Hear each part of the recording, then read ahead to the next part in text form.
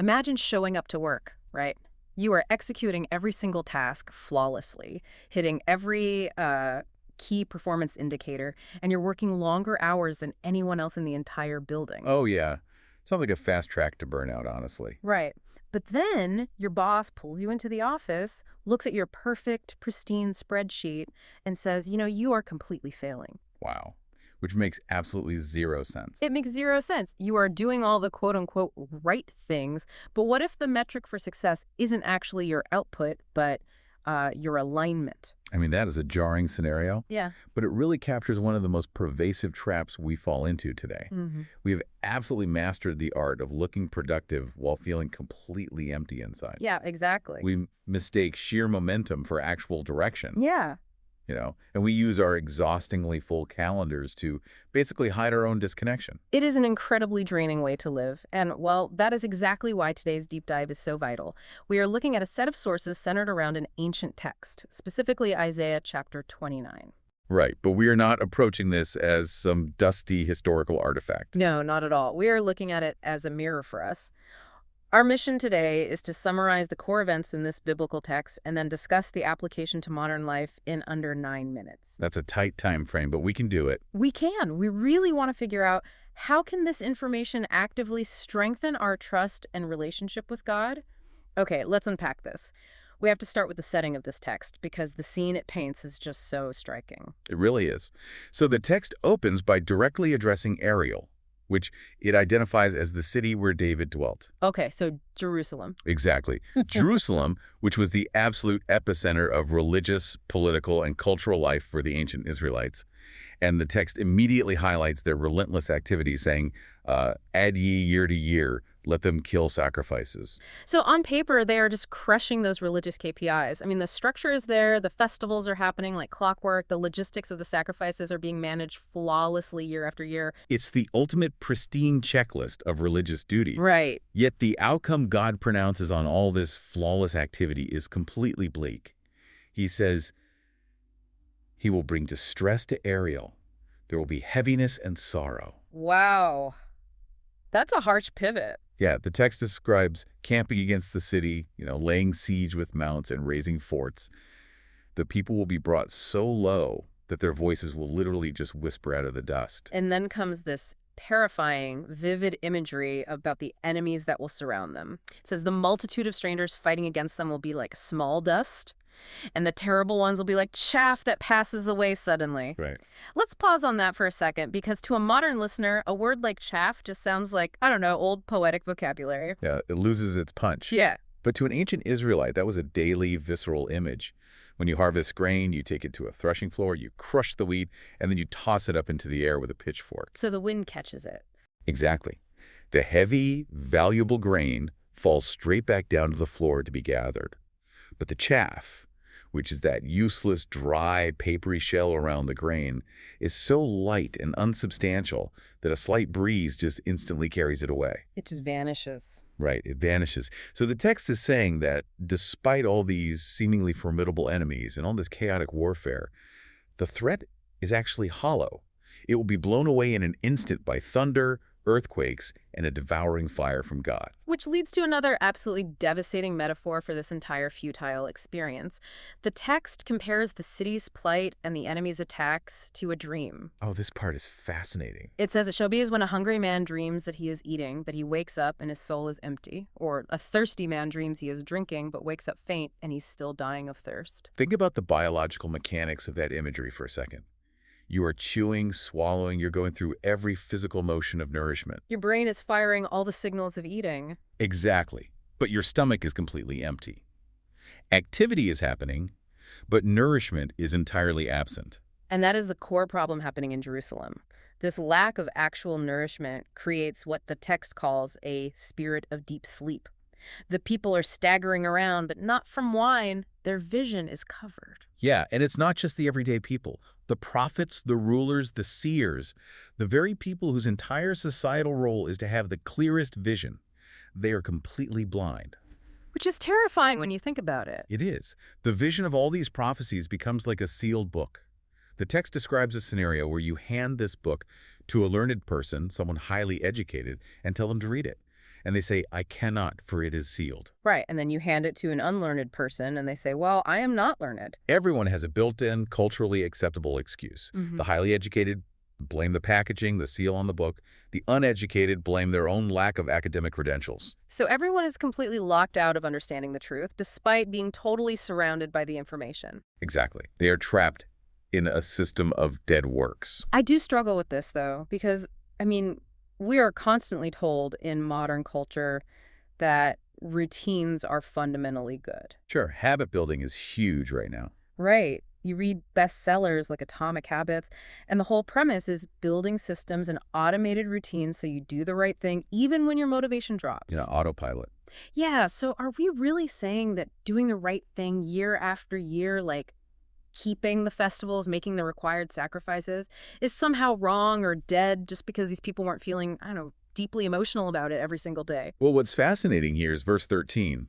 This is the absolute linchpin of the entire chapter, and it addresses that exact tension between healthy discipline and empty checklists. Okay, what does it say? The verse says, For as much as this people draw near me with their mouth and with their lips do honor me, but have removed their heart far from me. Oh, wow. So the external behavior hasn't just become a helpful habit, it has completely replaced the internal alignment? That's the core diagnosis. The text says their fear toward God is taught by the precept of men. It is rote memorization. Look, a healthy habit serves a deeper chosen purpose, right? It builds toward a genuine goal. Yeah, it has a why behind it. Exactly. An empty religious checklist, on the other hand, serves only to maintain the illusion of compliance. You can look completely aligned on the outside. You can have the activity, the structure, the perfect daily routine, while your heart is miles away. That completely reframes the sealed book problem for me. It's not that the book is physically impossible to open or that God is arbitrarily hiding the text. No, not at all. It's that when you reduce a relationship to a mechanical checklist, you lose the capacity to comprehend the deeper matters of the heart. You basically make yourself functionally illiterate to spiritual truth. And that brings us directly to the modern application of all this. Staying busy becomes a highly effective defense mechanism to mask a lack of spiritual depth. Oh, absolutely. We use our busyness as a shield. I mean, if my calendar is completely full, I never actually have to sit in silence and confront how far my heart has drifted. It's the perfect distraction. I was actually trying to visualize what this modern busyness feels like, and it's like driving a car on a dynamometer. You know, those massive treadmills for cars that mechanics use to test engines in a garage? Oh, yes. That is a phenomenal visual for this concept. Right. You are burning gas, the engine is absolutely roaring, you are shifting through all the gears, and the speedometer on the dashboard says you're going 100 miles an hour. But you're not going anywhere. Exactly. To anyone standing outside the garage listening, it sounds like you are on the highway making incredible time, but you are literally bolted to the floor. The wheels are spinning violently, but there's zero forward trajectory. That dynamometer is the perfect representation of routine without meaning. You are doing the same things every single day, hitting repeat, watching the dashboard metrics look great, but the why has completely vanished. It's just noise. Yeah, and when you stay bolted to the floor long enough, you start to experience that deep sleep the text talked about. You start actively avoiding reality because facing the truth that you aren't actually moving anywhere is deeply painful. And when you avoid the truth, things naturally stop making sense. You develop this surface-level understanding where you hear information, but you don't actually perceive it. Right. The truth is sitting right there on the passenger seat, like that sealed book, but you just can't process it. And this fundamentally fractures our relationship with God. When we operate on that spiritual treadmill, we are substituting genuine trust and true intimacy for check-the-box routines. Because a routine is safe. Exactly. A routine asks absolutely nothing of your heart.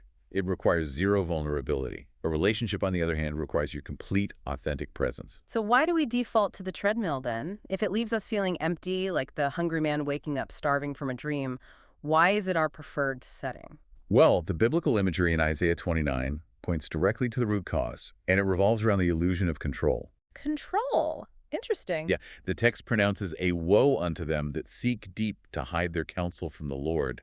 It describes people whose works are in the dark, who say, who seeth us? and who knoweth us. So they are trying to operate off the grid. They want to manage their own outcomes without any divine oversight or, interference. Spot on. And then the text uses an incredibly sharp metaphor to expose the absurdity of this mindset. It says, "Surely your turning of things upside down shall be esteemed as the potter's clay. For shall the work say of him that made it, he made me not?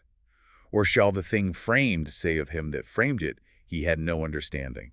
Oh, man. We are essentially acting like the clay trying to critique the potter's resume. Pretty much. Imagine the clay sitting on the wheel, spinning around and yelling up at the potter, "Actually, I think you lack understanding here. I'd make a much better pitcher if you made me square instead of round." The arrogance of the clay is laughable when you picture it like that, but that's exactly what we do when we try to control our own lives. Yeah, we do. We try to force situations. We try to turn things upside down to fit our own preferences rather than trusting the maker's design.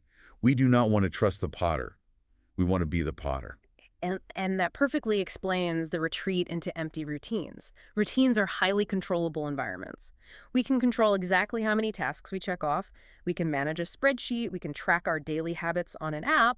Right, it's all measurable. But we cannot control the deep, wildly vulnerable process of handing our hearts over and trusting God with the final outcome. No, we substitute control for trust. Busyness feels like control. Checking religious or professional boxes feels like control. But the source material makes it very clear that holding on to this unnecessary control severely limits our growth. Because you can't be molded. Exactly. You cannot be formed into something useful if you are constantly fighting the hands that are trying to shape you. So by letting go of that desperate need to micromanage every aspect of our spiritual lives, we finally make room for actual alignment. That is where trust is actively forged. When we stop trying to outsmart our own reality and just let the potter work the clay. And the narrative doesn't leave us stranded in that struggle either, which is the beautiful part. Once that illusion of control is broken, the text describes a massive, sudden shift in reality. Yeah, the chapter pivots dramatically from doom and spiritual blindness to these incredible promises of redemption. The text asks, "Is it not yet a very little while, and Lebanon shall be turned into a fruitful field, and the fruitful field shall be esteemed as a forest?" Now, Lebanon was famous throughout the ancient world for its wild, massive, untamed cedar forests. The imagery here is a complete miraculous reversal of nature. Wow, okay. The wild, unmanageable places become cultivated, fruitful fields that provide nourishment, and the places we thought were already fruitful become as massively abundant as a forest. So it's exponential growth. Yes, it signifies that change, when God initiates it, is often sudden and completely transformative. Breakthroughs do not always happen on a gradual, linear timeline. Just like the attacking enemies vanishing suddenly as chaff in the wind, the restoration of our lives can be instant. It is a 180-degree turn. The text promises that in that day, the deaf shall hear the words of the book, that same sealed book that the educated and uneducated alike were making excuses about earlier. Right, the excuses are gone. And the eyes of the blind shall see out of obscurity and out of darkness. Clarity is fully restored. And the blindness is cured because the posture of the people has fundamentally changed. We have to be open to reevaluating our entire approach to life. The text is very specific about who experiences this joy. It says, "The meek also shall increase their joy in the Lord, and the poor among men shall rejoice." Noticeably absent from that celebration are the rulers, the seers, or the learned men who were busy defending their status and ignoring the sealed book. It highlights the meek. If we connect this to the bigger picture, humility is the absolute prerequisite for regaining clarity. You simply cannot grow or restore a fractured relationship with God if you are convinced you already hold all the answers. You have to empty your cup first. Exactly. The learned man couldn't read the book because he relied entirely on his own intellect and status, which blinded him to matters of the heart. The humble person, the clay, simply admits they need the potter. Growth depends entirely on staying teachable. So you have to get off the dynamometer, stop revving the engine just to impress the people around you, and be willing to just say, "I need direction. I am not moving." Yeah, surrender. The text also mentions that the terrible ones are brought to nothing, and those who make a man an offender for a word or lay snares are completely removed. The harsh critics, the cynics, the people trying to trap you in technicalities, they lose all their power when humility takes over. That's a huge relief. God says Jacob will not be ashamed anymore.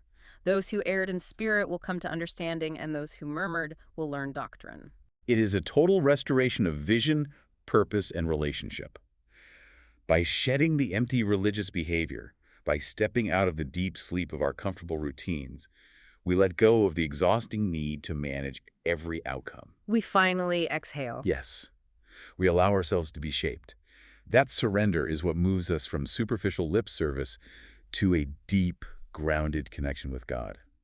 So, to synthesize this entire journey, it is remarkably easy to look like you are doing everything right on the outside. You can hit every metric, you can have your calendar packed from dawn to dusk, you can say all the right words in all the right meetings while completely missing the plot of your own life. Very easy to do. We get stuck in the illusion of activity because handing over control to the potter feels far too dangerous. But when we finally admit our own blindness and surrender that illusion of control, the sealed book opens. The confusion clears. We stop starving in a vivid dream and finally wake up to actual, life-sustaining nourishment. Which brings up a thought that isn't explicitly written in the text, but it feels incredibly relevant to where we sit today. It makes you wonder, if God actually values the vulnerable posture of our heart so much more than the flawless execution of our daily routines, what would happen if we purposefully let a few of those spinning plates drop this week? Oh, that's a scary thought for a lot of people. Right, just to see if the world actually ends. What if failing at our self-imposed busyness is the exact thing required to succeed at genuine trust? That is a challenging shift in perspective. I mean, we are so conditioned to keep moving, but sometimes the most spiritual thing you can do is simply stop, step off the treadmill, and let the dust settle. So as we wrap up this deep dive, take a hard look at your own calendar. Look at your own daily checklists. Are you just adding year to year, going through the motions on a treadmill, or are you actually moving forward in your alignment with God? We leave you with this question. How will you apply this information in your life?